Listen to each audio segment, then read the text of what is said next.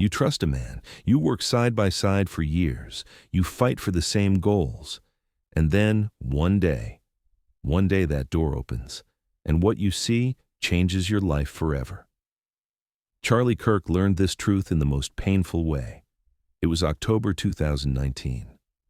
The phone was ringing at Turning Point USA headquarters in Phoenix, Arizona. Charlie Kirk was only 26 years old at the time, but what he held in his hands had become a movement of hope for millions of young Americans. Turning Point USA, the voice of conservative youth, free markets, limited government, constitutional freedoms. Charlie had founded this organization at 18 at a coffee table. Now there were thousands of campus chapters across the country, millions of followers, a budget of tens of millions of dollars. But success always brings loneliness, and sometimes betrayal. Who was Charlie Kirk really? The aggressive debater you see on camera, the figure making sharp statements. That was just one side. Behind the scenes, Charlie was different, detail-oriented, perfectionist, and perhaps most importantly, someone who trusted too much. "I give people chances," he would say in meetings. "Everyone makes mistakes. What matters is the intention." This approach made him a beloved leader. His team was loyal to him, at least that's how it appeared.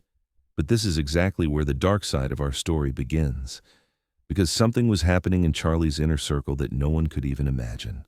Silently, deliberately. And Charlie had no idea. But wait. Before we continue this story, if you're curious about Charlie Kirk's real stories, behind-the-scenes secrets, and the truths nobody else tells, hit that subscribe button, turn on notifications, because at Kirk Unfiltered, we tell stories without filters, not just success stories, but also the dark sides, the betrayals, the pain. Every day, a new truth. Every day, a new secret. Let's continue. Toward the end of 2019, strange things started happening. At first, they were small details. Decisions made in meetings were somehow leaking to the media. Charlie's private conversations were being shared on Twitter from anonymous accounts. "We have a security breach," Charlie said at a morning meeting. "We need to be careful." The team nodded. Everyone was concerned. But no one saw the truth, because the leak wasn't coming from outside. It was coming from inside, from the people Charlie trusted most. It was coming. Their names don't matter here, but their roles do. The first was Charlie's right hand, strategy director. He was by his side at every meeting. The first person consulted on every decision. The second was the media manager. The person who managed Charlie's image, organized his speeches, determined his social media strategy. The third was the financial director. The only person who knew where the money was going. 3 people, 3 roles, 3 betrayals. For months, maybe years, these 3 people were executing a plan. They were having secret meetings with a rival organization to Turning Point USA. They were sharing donor lists. They were selling strategic information. And worst of all, they were sabotaging Charlie. They were giving him information to make mistakes in every speech. They were setting traps to put him in difficult positions with the media. They were running a systematic campaign to destroy his reputation. But why? Money, power, ego. 3 classic reasons. The strategy director wanted to start his own organization, but he couldn't get out of Charlie's shadow. Every success was attributed to Charlie. The media manager wanted a bigger role, but Charlie wasn't giving him enough credit. At least that's what he thought. The financial director, he wanted something else, not just the money. He wanted control. And they all gathered one night at a restaurant in Phoenix without Charlie knowing. "We can do it," said the strategy director. "In 6 months, we'll start our own organization.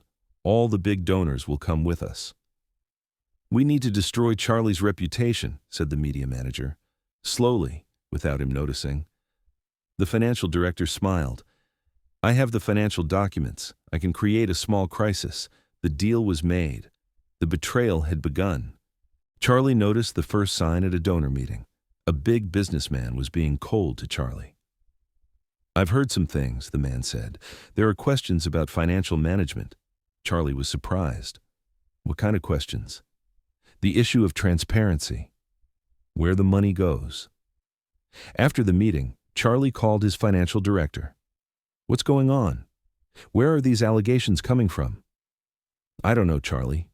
Maybe our competitors are spreading these rumors."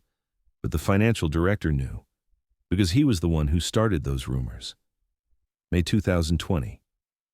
The pandemic had started. Everyone was home. But the betrayal hadn't stopped. One day, Charlie's assistant brought him a file. "You need to see this," she said. Her hands were shaking. What was in the file? Emails, hundreds of emails, between the strategy director and the rival organization, donor list sharing, strategy documents, and most shocking of all, an evaluation report describing Charlie as an ineffective leader, written by his own strategy director. The file fell from Charlie's hands. The man he'd worked with for years was selling him out behind his back. "Is there more?" Charlie asked. His voice was cracking. The assistant nodded. "Much more. When one betrayal is exposed, the others follow." Charlie launched a detailed investigation. He hired a law firm he trusted. They examined every email, every banking transaction, every meeting record. The findings were devastating. The media manager had secretly recorded Charlie's private conversations and sold them to opposition media outlets. The financial director had systematically transferred small amounts from the budget to his own account, thousands of dollars, for years. And the strategy director, he, as the mastermind of the entire operation, had executed a comprehensive plan to sabotage Charlie. But the most painful thing wasn't any of these. The most painful thing was the timing. Charlie had hired these three people during their most difficult times. The strategy director had been fired from his previous job. Charlie had given him a chance. "Everyone deserves a second chance," he had said. The media manager was going through a career crisis. No one wanted to hire him. Charlie had accepted him. "I trust you," he had said. The financial director was coming from a bankrupt company. Charlie had offered him a new beginning, and all of them betrayed him. "I gave them chances," Charlie said one night, sitting alone in his office. "The chances no one else gave." This is how betrayal hurts, when the chance you gave is used against you. June 2020. Charlie made a decision. He called the three people to the same meeting. In the conference room, there was only them and Charlie's lawyer. "I know," Charlie said. His voice was calm, but his eyes were different. "What do you know?" asked the strategy director, but the hesitation in his voice gave everything away. Charlie put the files on the table. "I know everything. The emails, the financial transfers, the secret meetings, all of it." The room fell silent. The media manager started crying. "Charlie, I just what? Just sabotaged me? Just sold my private conversations? Just betrayed me?" The financial director stood up. "This is a misunderstanding." "Sit down," said the lawyer. "Legal proceedings have begun. Your right to speak is through your lawyers." In the following weeks, all three were fired from Turning Point USA. A lawsuit was filed against the financial director for embezzlement. The strategy director was taken to court for violating the non-compete agreement. The media manager, he quietly disappeared. Social media accounts closed, vanished without a trace. But for Charlie, winning the legal process wasn't enough, because what he lost would never come back. Trust, relationships, faith. "Will you stop giving people chances?" asked a friend. Charlie thought for a long time. Then he answered, "No, but I'll be more careful now." This incident changed Charlie. He was more distant now, more corporate, more professional. He created new security protocols, established financial audit systems, developed internal control mechanisms. But the most important change was this: trust was now something to be earned, not a gift to be given automatically. "Betrayal changes you in two ways," Charlie said in an interview. "Either you shut down to everyone, or you build stronger systems." I chose the latter. Turning Point USA continued to grow, stronger, more organized, more careful, but that old trust in Charlie's eyes, it never came back. The message of this story to you is simple. Success comes with loyalty tests. While rising, everyone around you seems to support you. But the real test doesn't come during hard times. It comes during good times. Because success creates jealousy in some people, creates ego, creates the urge to betray. Charlie Kirk learned this the hard way, but he learned. And perhaps the most important lesson is this: betrayal doesn't destroy you. If you respond correctly, it makes you stronger.